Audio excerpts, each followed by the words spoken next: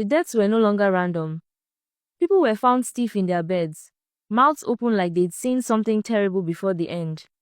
Everyone knew it started after Alero and Maki came back from the old bush. Each funeral made the silence in Sally heavier. No one laughed. No one sang. The market emptied faster each day. Even the elders stopped pretending it was just coincidence. The village had kept quiet too long. Now, they were ready.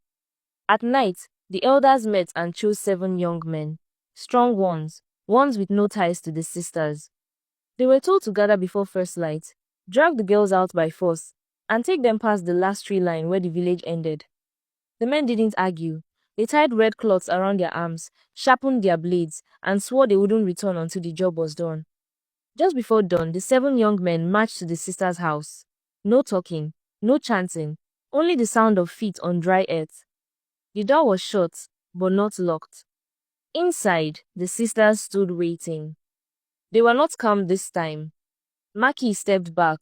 Alero screamed when the first rope touched her arm. They fought, beat, clawed, kicked. But the men were prepared.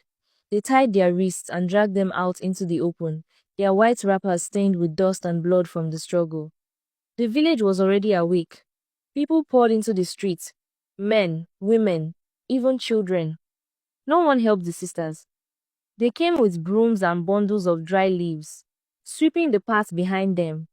It was not a dance. It was not a ritual. It was rejection. The old women swept hard, faces blank. The children moved fast, smearing away every trace left behind. The sound of sweeping grew louder, like a warning. Alero begged. Maki cursed. But the crowd didn't stop. They were pushed through the village paths, past every home they'd ever known. The villagers stopped at the edge of the boundary, where the village ended.